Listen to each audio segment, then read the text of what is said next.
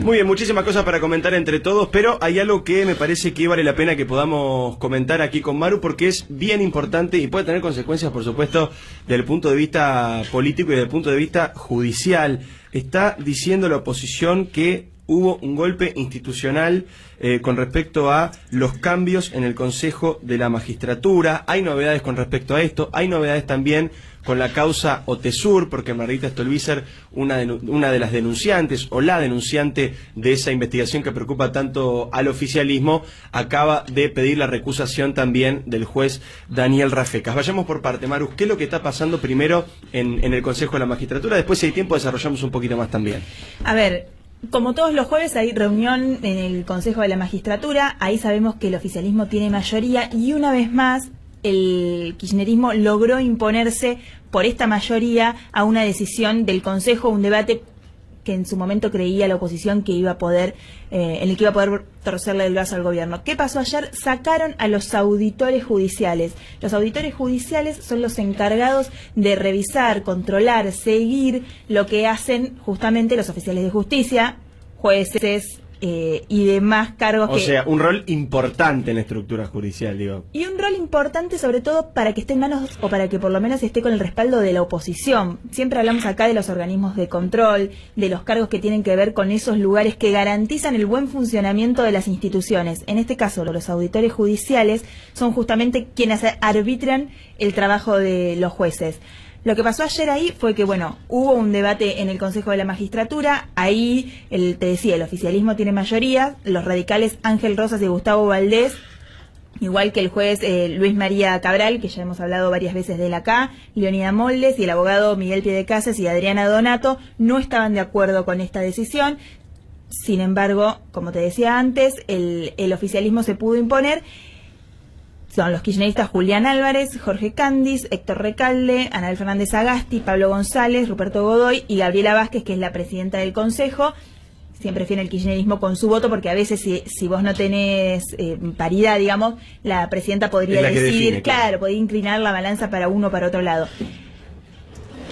¿Quién quedó en el lugar, digamos, del presidente de este cuerpo, o sea, de auditores judiciales? Una persona que venía ya en el Consejo de la Magistratura, uno puede decir de carrera o no, pero que trabajaba junto a Carlos Kunkel. Cuando Carlos Kunkel trabajaba en el Consejo de la Magistratura, cuando era consejero en ese cuerpo. Cuando, perdóname, Maru, los espadachines del oficialismo en el Consejo de la Magistratura eran ni más ni menos que Carlos Kunkel y Diana Conti. Eso es, me parece, un panorama claro, para que todo el mundo entienda cómo era en aquel momento, bueno, ese espadeo que hacían ellos dos contra el resto de la oposición, ¿no? Nombraste a Diana Conti y recordé la misma Diana Conti que en ese momento desde el Consejo de la Magistratura defendía el desempeño del juez federal Claudio Bonadía, ¿no te acordás? Exactamente. Tenía en ese momento varias causas en el Consejo de la Magistratura, algunos expedientes por pedido de investigación, inclusive había alguna de pedido de juicio político. Y en ese momento Diana Conti defendía el accionar de este juez federal e incluso impidió que avanzaran varios expedientes que en el último tiempo quisieron acelerar, por supuesto, y utilizar en contra del juez. Bueno, te decía entonces que la persona que quedó a cargo del control o del contralor de los jueces es esta persona que trabajaba con Carlos Kunkel cuando él era consejero. Ahí Ángel Rosas, el radical, levantó un poco la voz y le dijo, bueno, pero ¿qué va a hacer el resto de los consejeros? Que son 3, ¿de dónde van a terminar estos auditores? Entonces ahí Julián Álvarez, tratando de apaciguar un poco la cuestión, le dijo, bueno, usted no se preocupe porque van a seguir trabajando en el marco de la estructura judicial con un salario que ronda más o menos los 130.000 pesos. Jugoso, ¿eh? Van a quedar en otro cargo. Lo que estaba tratando de decir Ángel Rosas, no estoy tan preocupado por el trabajo de estas personas como por el rol institucional que cumplen.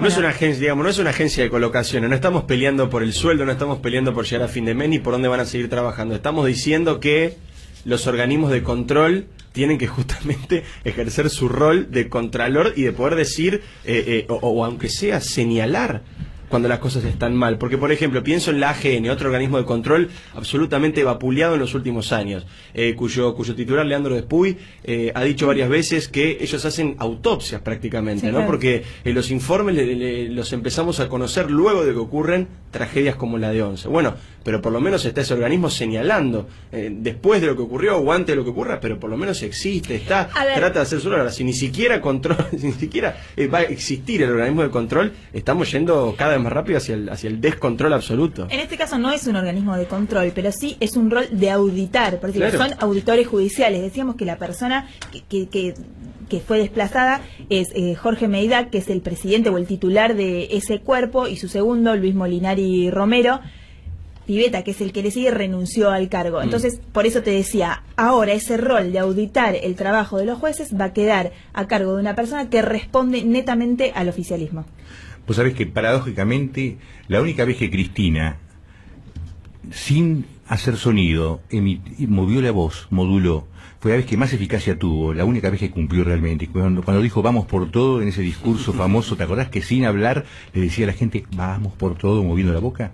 Bueno, parece ser que fue la más eficaz de todas las pronunciaciones y todos los dichos de Cristina Fernández de Kirchner. Es cierto lo que dice Gaby, porque mientras conversamos de esto me acuerdo lo que hablábamos ayer cuando arrancamos el programa y contábamos esta idea de, bueno, apropiarse de alguna manera de la Secretaría de Deportes, quitarla de la órbita del Poder Ejecutivo para poder controlarla, nombrar directores que van a incluso trascender estas elecciones, intentar copar la justicia por todos los medios, muchísimos organismos del Estado, la cantidad de empleados públicos que se han ido nombrando a lo largo de estos últimos años con este objetivo de controlar y seguir manipulando lugares clave del Estado, incluso después de las elecciones.